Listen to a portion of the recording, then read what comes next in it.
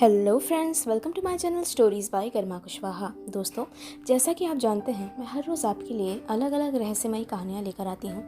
दोस्तों, आपको मैंने पिछली बार वेंडिगो स्टोरी का पहला पार्ट सुनाया था और आज मैं आपको वेंडिगो स्टोरी का दूसरा और आखिरी पार्ट सुनाने जा रही हूँ। तो चलिए शुरू करते हैं हमारी आज की वीडियो। जियोवाना ने उस भयानक जीव का शरीर और उसकी सूरत देखते ही सर से लेकर पैर तक एक तरह के झंझनाहट का एहसास किया। डर के मारे वो कांप रहा था। समझ नहीं आया कि वो क्या करे। वो फिर से पेड़ की ओट में हो लिया और वहीं वो जानवर हवा में किसी चीज़ की गंध लगातार सूंघ रहा था। उसे किसी इंसान के होने का एहसास हो गया था और वो उसी की गंध का पता लगा रहा था। और हवा में जियोवाना की खुशबू सूंघते सूंघते वो आखिरकार उस पेड़ तक आ ही पहुँचा जहाँ जियोवाना छुपा हुआ था। पर जैसे ही वो पेड़ के सामने की तरफ आया, वहाँ जियोवाना नहीं था। जियोवाना वहाँ से पहले ही भाग चुका था। वो नदी के किनारे उगी हुई कैटस्टेल की झाड़ियों में जाकर छुप गया था और वहीं सांस रोके कुछ देर तक बैठा हुआ था। बहुत हल्की सांस ले रहा था ताकि उसके होने का एहसास किसी को ना हो। वो बेहद डरा हुआ था। समझ नहीं आ रहा था कि वो इस चीज़ से आखिर पीछा कैसे छुड़ाए। वो अभी भी जियोवाना का पीछा कर रहा था और लगातार उसकी खुशबू हवा में सूंघ रहा था। जियोवाना समझ नहीं पा रहा था कि आखिर इस चीज़ से अपना पीछा कैसे छुड़ाया जाए जो उसे बगैर देखे भी उसे ढूंढ सकता है। वो कुछ देर तक उस नदी किनारे उसी तरह बैठा रहा, पर वो जीव जल्दी ही उसे सूंघते हुए नदी के पास तक आ पहुंचा। जियोवाना को कुछ समझ नहीं आया वो क्या करे। हालांकि उसे अभी तक उसने देखा नहीं था, पर फिर भी वो उसके बहुत करीब था। जियोवाना ने अपने सामने एक पत्थर पड़ा हुआ देखा और उसने वो पत्थर बड़ी चालाकी के साथ उछालकर अपनी दाहिनी ओर फेंक दिया और पत्थर की आवाज़ सुनकर उस शैतान का ध्यान उसी ओर चला गया और वो पत्थर के पीछे भागा। इतने वक्त में जियोवाना झाड़ियों से निकलकर दूसरी ओर भागा पूरी ताकत से, पर इस बार उसे वेंडिगो ने देख लिया और वो उसके पीछे पड़ गया। वेंडिगो के भागने की स्पीड इतनी तेज़ थी कि जियोवाना उससे बच नहीं पाया। जियोवाना लगातार भागता रहा और भागते भागते अपने सामने उसे एक पेड़ नज़र आया और वो उस पेड़ पर चढ़ गया, इस उम्मीद में कि शायद वो शैतान उसे उस पेड़ पर नहीं पकड़ पाएगा। पर वो पेड़ पर जैसे ही चढ़ा, उस शैतान ने फ़ौरन पेड़ के नीचे आके अपनी पूरी ताकत से पेड़ के तने पर वार किया और पेड़ फ़ौरन वहाँ से कटकर ज़मीन पर गिर पड़ा। और पेड़ के अचानक ज़मीन पर गिरने से जियोवाना को इतना मौका नहीं मिला कि वो पेड़ से नीचे उतर पाए और इसलिए वो भी उसके साथ धड़ाम से ज़मीन पर आ गिरा और उसके शरीर पर बहुत चोटें लगी। उसके बाईं कलाई में मोच आ गई और साथ ही साथ उसके पैर का टखना भी फ्रैक्चर हो गया, जिसकी वजह से उसका भागना और मुश्किल हो गया।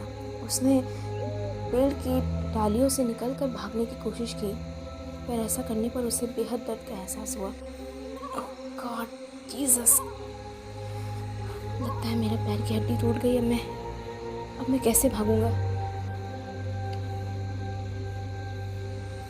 जियोवाना यही सोच रहा था, तभी उसे अपने पीछे किसी की गुर्राहट सुनाई पड़ी और जियोवाना जैसे ही पीछे मुड़ा, उसकी आंखें फटी की फटी रह गई। उस शैतान ने बिना वक्त गवाए हुए फ़ौरन उसके शरीर पर अपने नुकीले पंजों से वार किया और उसके पेट का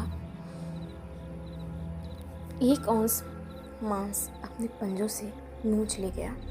पर पता नहीं क्यों जियोवाना के शरीर को हाथ लगाते उस शैतान को जैसे एक करंट सा लगा और वो जियोवाना से कुछ फीट दूर भाग गया। ऐसा इसलिए हुआ कि जियोवाना के गले में उसके ग्रैंडपा का दिया हुआ वो चांदी का लॉकेट था। वो चांदी का क्रॉस जो उसने अपने गले में पहना था, उसमें इतनी ताकत थी कि जिसकी वजह से वो शैतान भले ही उसे एक बार नुकसान पहुंचाने में कामयाब हो गया हो, पर उसके पास आने की दोबारा कोशिश नहीं कर पा रहा था।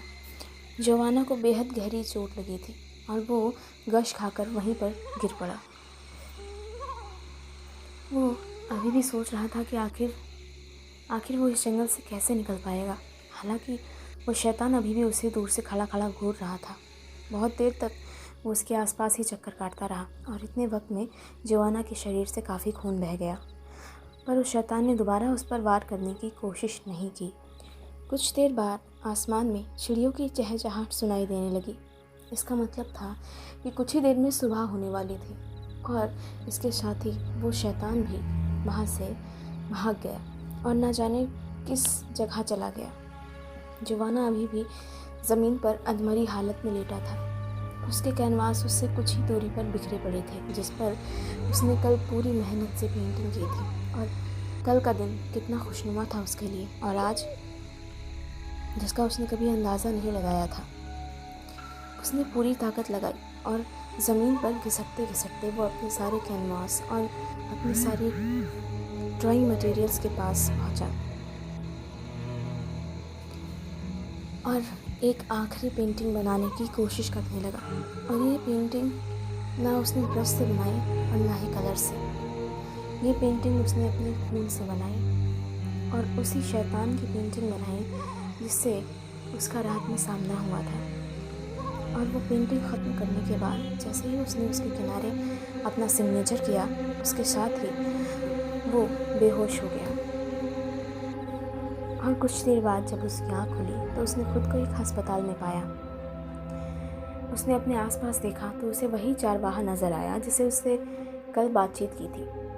वो उसे देखकर बहुत खुश हुआ और ख़ुद को ज़िंदा देखकर भी। हालांकि उसकी हालत बहुत ख़राब थी। डॉक्टर ने उसे कहा कि कम से कम उसे 1 महीने यहाँ रेस्ट करना पड़ेगा।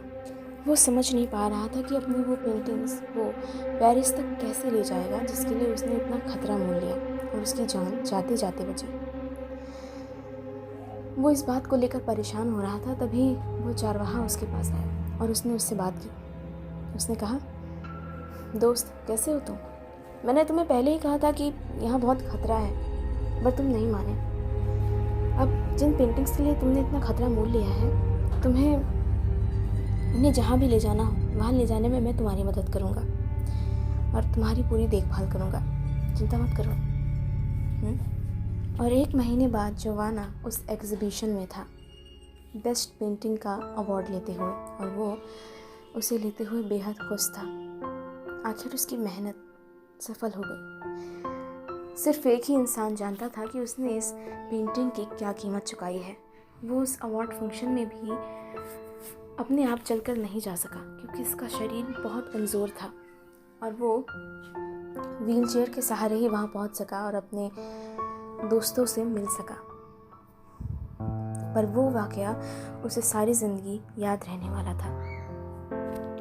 तो दोस्तों, इसी के साथ ख़त्म होती है हमारी आज की वीडियो। मुझे पूरी उम्मीद है कि मेरी आज की वीडियो आपको ज़रूर पसंद आई होगी। दोस्तों, मैं हर बार आपसे कहती हूँ, अगर आपने अपनी लाइफ में कभी भी कोई पैरानॉर्मल एक्टिविटी एक्सपीरियंस की हो तो मेरे साथ आपकी कहानी ज़रूर शेयर कीजिए और मैं आपकी कहानी को मेरी वीडियोज़ में ज़रूर शामिल करूँगी। दोस्तों, अगर आपने मेरा चैनल अभी भी सब्सक्राइब नहीं किया है तो प्लीज़ मेरे चैनल को सब्सक्राइब कर लीजिए और साथ ही साथ वीडियो को लाइक और शेयर करना मत भूलिए। Thank you.